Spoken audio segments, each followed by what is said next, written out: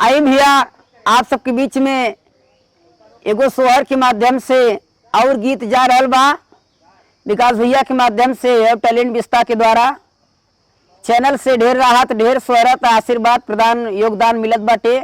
आप सब ज़्यादा से ज़्यादा लड़का के हेल्प करे कोशिश करी ही ये बदे अगर लड़का रउआ लोगन के हेल्प पाई तो आगे जाई और रउआ लोगन के यदि हेल्प ना पाई सपोर्ट ना पाई तो लड़का कैसे बढ़ पाई ना। पहले लड़का लोग छोटा सीढ़ी ना चढ़ते, पहले बड़वार सीढ़ी से लेते हुए पहले डायरेक्ट सीढ़ी खाड़ा पे गोड़ रख लेन, तब करे बाद डायरेक्ट छत्ते पे ना चढ़ जाते। तो रउआ लोगन हमें आराम आराम से चढ़ाई तो वैसे ही चढ़ाई रउआ लोगन तो सही हिसाब से हम चढ़ पाई रउआ लोगन की इच्छा। आई सुनी सब गावेली कैसे माता बहन लोग गावेली कौने ढंग से। ओ शिव जी के महिमा अपार हो लाल खेलई अंगनावा, शिव जी के महिमा अपार हो लाल खेलई अंगनावा, खेलई अंगनवा लाल खेलई अंगनवा, खेलई अंगनवा लाल खेलई अंगनवा। अरे मम्मी का जियरा जुड़ाए हो लाल खेलई अंगनवा, मम्मी के जियरा जुड़ाए हो लाल खेलई अंगनवा।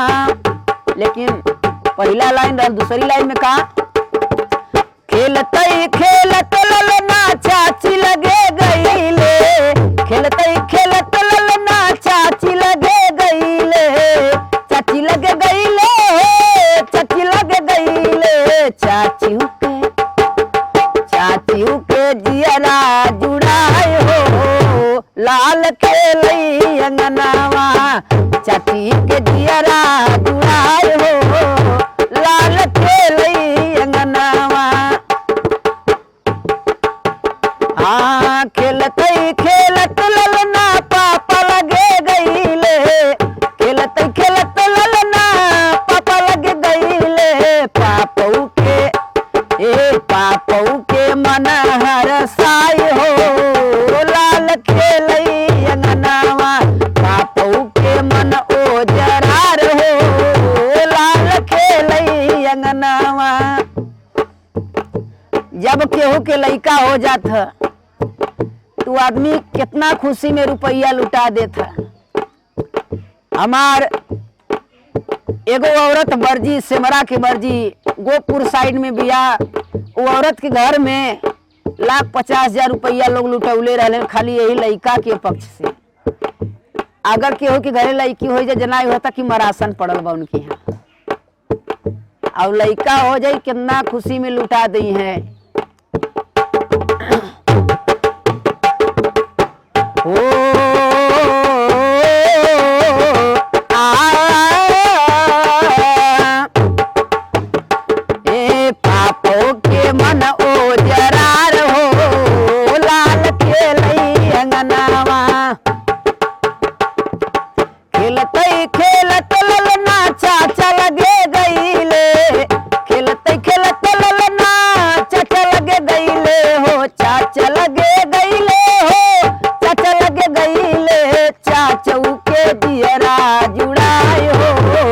लाल खेलई अंगनावा, चाचू के जियरा जुड़ाए हो लाल खेलई अंगनावा।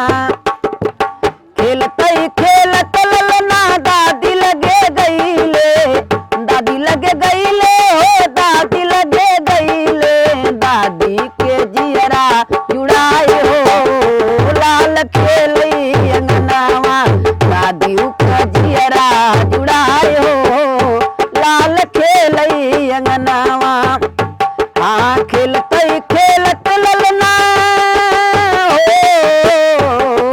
खेलतई खेलत ललना मौसी लगे गईले, मौसी लगे गईले हो मौसी लगे गईले, मौसी के जियरा जुड़ाए हो लाल खेलई अंगनावा।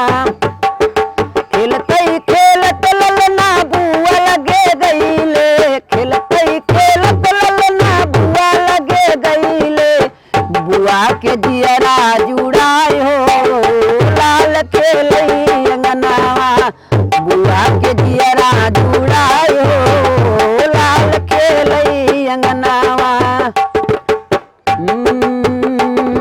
म्यूजिक है मुंह से, आर्गन पैड से म्यूजिक मिलता है, लेकिन मैं मुंह से गा रहा हूँ म्यूजिक। ओ शिव जोगिया गौरी के पिया, तूने डमरू बजा करे सबका मन मोली हो, तूने डमरू बजा करे सबका मन मोलिया। शिव जोगिया गौरी के पिया, तूने डमरू बजा करे सबका मन मोलिया, तूने डमरू बजा करे सबका मन मोलिया।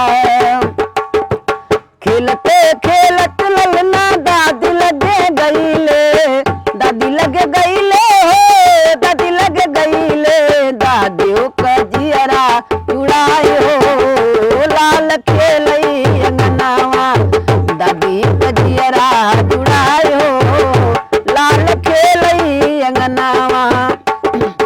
खेलते खेलत ललना दादा लगे गईले, दादा लगे गईले, दादा लगे गईले, अरे दादू के जियरा जुड़ाए हो लाल खेलई अंगनावा, दादा के जियरा जुड़ाए हो लाल खेलई अंगनावा, दादा के जियरा जुड़ाए हो लाल खेलई अंगनावा, दादा के जियरा जुड़ाई हो लाल खेलई अंगनावा, दादा के जियरा जुड़ाई हो लाल खेलई अंगनावा।